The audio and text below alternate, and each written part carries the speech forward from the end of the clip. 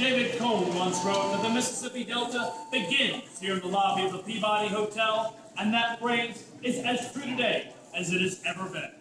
The Peabody's history began back in 1869, just a couple of blocks from here at Main and Monroe. Colonel Robert Brinkley was our founder, and he had set out to build the finest hotel the Mid-South had ever seen, and name it the Brinkley House. Now, he succeeded on that first point, of course, but just before the grand opening, his good friend Mr. George Peabody passed away.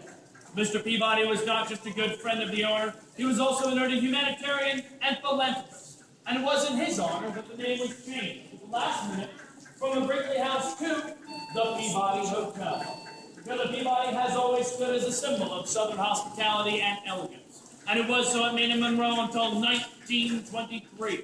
It had been decided that we needed to expand and relocate to here, 149 Union Avenue. So after 2 years and about $5 million in construction, on September 1st, 1925, the Peabody reopened its doors to the beautiful hotel we stand in today. The Peabody has also served as a social center here in Memphis. We have played host to countless weddings, proms, parties, and celebrations. Many of those, of course, hosted on the beautiful Peabody rooftop, where we have a gorgeous view of downtown Memphis and the Mississippi River, as well as the Royal Duck Palace, the lavish livings of our fine feathered friends. If you'd like to visit the rooftop or the Duck Palace, ladies and gentlemen, I welcome you to. Hop into the elevators after 6 o'clock and hit S for Skyway, then take a right out the double doors. On the way back down, or while we're waiting for the rooftop to reopen at 6, I encourage us to visit our memorabilia room. It's up here on the mezzanine, just above the gift shop, and in there we have artifacts and stories unique to the Peabody's history. We have portraits of presidents and stars who have graced our halls. We have played host, in fact, to every president since Harry Truman here at the hotel. We have a piece of Elvis Presley's first contract, which was negotiated, typed, and signed here in this very lobby. And of course, we have my favorite artifact, a memo, written to our general manager regarding the menu over at Chez Philippe, explaining to him that we could have absolutely no duck served on any menu here at the hotel.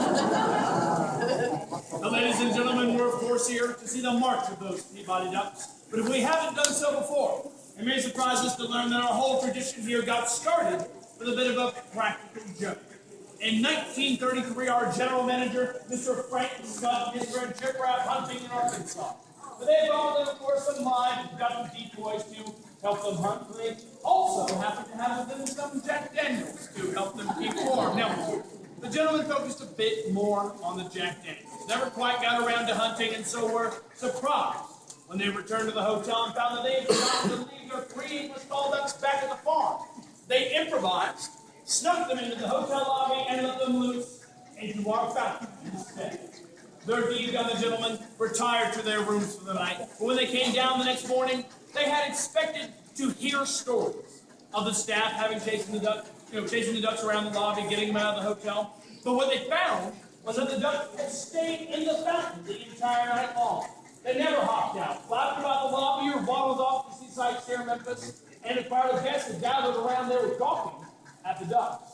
The general manager ran over and he apologized. He said he would get this cleaned up right away. The people wouldn't have to see ducks here ever again. But the people protested. They said no, they loved the ducks. And so they suggested that instead we let them stay as our guests. Ladies and gentlemen, we have continued to honor that request, for we have had ducks as permanent residents here at the hotel for the past 80 years. Then in 1940, we had a gentleman join us, a bellman, Mr. Edward Pembroke. Mr. Pembroke was a retired animal trainer for Ringling Brothers and Barnum and Bailey Circus. He told us that given the opportunity, we could train our North American mallards to march across the rooftop, ride down the elevator, and then march down the red carpet into our lobby fountain every morning at 11 o'clock. There they would stay until 5 p.m. and he would usher them out of the fountain, march them back up the red carpet, up the elevators, and back to their rooms. Now, Mr. Pembroke proposed this to management. They were skeptical, of course. But they told him that if he could figure that out, they let him march ducks for as long as he'd like. Mr. Pembroke went on to march ducks with us here at the Peabody for the next 50 years. He also took the ducks all across the country. They were on The Tonight Show with Johnny Carson. They were featured in People magazine. He and the ducks even made a very special guest appearance on Sesame Street for National Rubber Ducky Day. Mr. Pembroke did so much for the hotel, but especially for our ducks, that he was named the world's first duck master. My name is Anthony. I'm actually only the 5th duck master since 1940, and in just a few moments, it'll be my honor to continue our tradition here for you. To the Cane Cotton March, I'll usher the ducks out of the fountain. We'll march back up the red carpet, up the elevators, and back to their rooms. I do ask that if we are here by the red carpet and the entrance to the elevator, that we keep those areas clear. And please also resist the urge to reach out and pet the ducks. They are wild animals visiting with us after all. Please do our best to remain seated here in the lobby, but finally, and most importantly, ladies and gentlemen, please take as many flash photos as you like. You are all guests with us here today at Peabody, and this march is for you.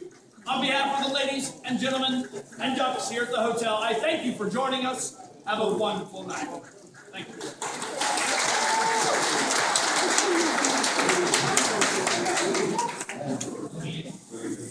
Welcome to the historic Peabody Hotel.